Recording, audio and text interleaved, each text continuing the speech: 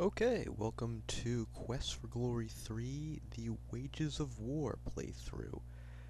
For those of you who have followed Late Blight, I believe that's how you pronounce it, videos on Sierra games, mostly the Quest for Glory games. I believe we did Quest for Glory 1, 2, and 4. I hope some of you are now watching this video. As some of you may have noted, he was uninterested in playing Quest for Glory 3 as a Let's Play for reasons that we can go into for a little bit, not his end, but probably because this game is not quite of the same caliber as some of the other Quest for Glory games. Anyway, I don't know him personally, or I haven't communicated with him at all, but I really did enjoy his videos, and I thought maybe people might be interested in the Wages of War. Quest for Glory 3. It's a game, like I mentioned, that has its faults, but also has some of its own charms as well, and might be somewhat interesting. So this is my first attempt at a Let's Play. I'm pretty much using Cam Studio and DOSBox, much like Late Blight mentioned in one of his videos on how to make a Let's Play. And I think it's working pretty well. I guess the only problems I've had is that you do have to play it, at least as far as I can tell, in a smaller box. You can't play it in a full screen, unfortunately.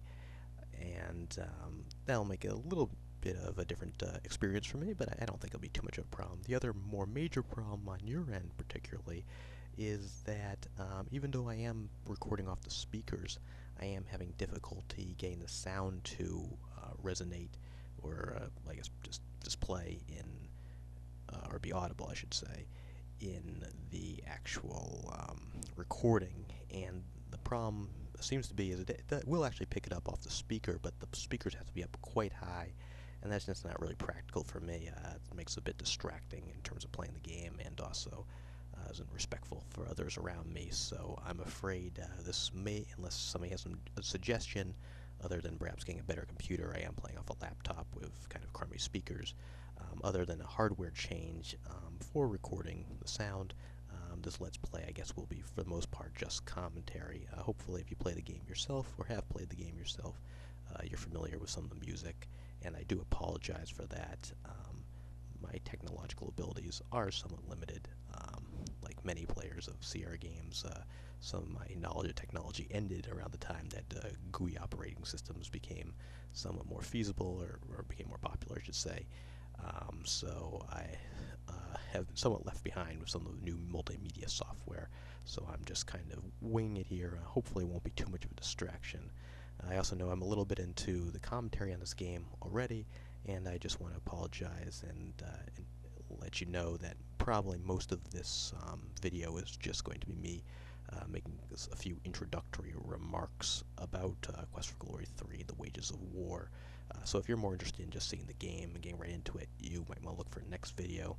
I know it's more fun to watch these things all at once, so I'm going to try to load all these games, or pardon me, try to load a bunch of videos at one time, and hopefully it'll give you the opportunity to watch a bunch in order, or in a sequence, and hopefully it won't be too much of a gap between uploading the different videos. And like I said, if you want to move on to the next video, this one's mostly going to be commentary about the game. So what am I doing here? I'm doing a Let's Play, which is a playthrough, as I'm sure most of you know, of a game. And this is the Quest for Glory 3, which is the third installment of the Quest for Glory. Obviously, the third installment, pardon me, is the Wages of War, which is the Quest for Glory 3, the third installment in the Sierra series, which is pretty popular, which I think most of you know, combined some role-playing elements along with traditional Sierra adventure elements. The reason why I think Late Blight and others probably aren't all that interested in playing Quest for Glory 3, I don't see too many other, or really any other Quest for Glory 3 playthroughs or Let's Plays, is because this game really wasn't that good, unfortunately. It really had a lot of potential. There's a pretty cool city that you see in the game early on. There's a large map, but unfortunately, there just isn't that much to explore. If you are a fan of the thief character in this game, there really isn't all that much for him to do. He was kind of an odd character just because I don't know how heroic some guy who breaks into people's homes and steals happens to be, but part of the charm, I guess, was that it allowed you to be a little less heroic than some of the other characters and have a little bit of an adventure that would land you in jail in real life, or wouldn't really be allowed in most other similar role-playing games. But unfortunately, if that's what you're interested in, unfortunately, Quest for Glory 3 really doesn't have too much for that character. The character I'm going to use is Paladin, and I actually played Quest for Glory 2 and got the Paladin status by being, I guess, honorable enough in the Quest for Glory 2. I did that actually playing the new VGA game, which I believe has come out under AGD, which is a remake of the original EGA game that came out long time ago. And it's a really good version. It has some improved fighting sequences. It has a really expanded, or at least expanded graphically, the city of Shapir, which looks a lot nicer. I really always enjoyed Quest for Glory 2. I think most people think it's the best game of all of the Quest for Glory games. I know Quest for Glory 4 is off so popular, but in any event, I played the VGA game. I enjoyed it. It was fun. There's a few new things. Wizard has a few new games. The fighter has a much more expanded battle sequence, which I think is probably the best of all the Quest for Glory games. So that's really fun. So that's something you should check it out. I think it's at AGD's website. I'll try to look it up for you for the next video if people are interested in dealing with, playing the new version of the game. But anyway, that's what I did, and I have tested out loading the character, and it does work.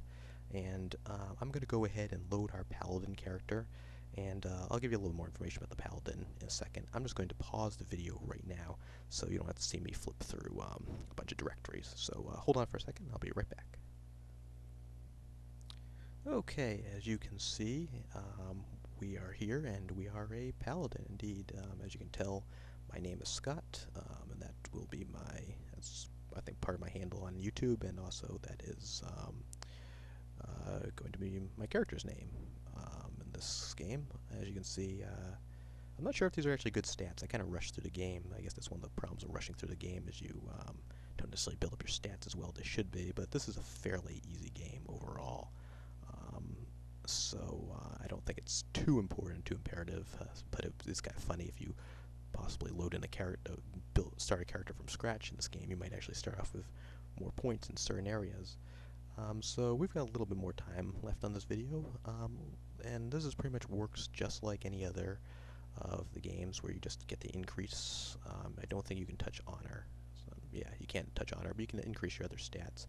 So a Paladin's very similar to a fighter overall, and so I'm going to try to just augment a lot of the fighter's abilities. I don't want magic or any of the thief abilities, at least for the purposes of this video. So let's give the fighter that. Let's give some vitality maybe, and go over and use the rest on weapon use.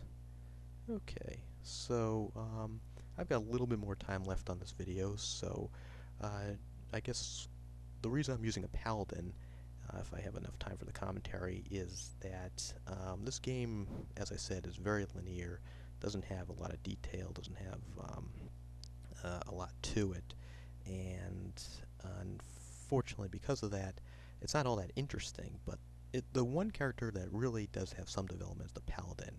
You can go through and see him raise some of his, or earn some Paladin abilities. Also, Rakesh kind of takes you under his wing in this game and kind of helps you, guide you a bit through or you have some conversations with Rakesh, I should say, that you don't have with some of the other characters, and that's somewhat interesting and maybe something many people haven't seen beforehand. The only downside is we can't become a Paladin in this game. I actually have never seen the ceremony that occurs if you do become a Paladin from being a fighter, but I think it'll be more interesting just to go through the game as a Paladin, and I think though it's kind kind of one of the few virtues of this game that makes it a little more interesting than some of the other games. I think the Paladin actually is probably a better character in this game than maybe in Quest for Glory 4. But we're going to pause here. I'm running about out of time. And we're going to pick this up on the next video and actually get into playing. So thanks a lot, and I hope you'll enjoy this.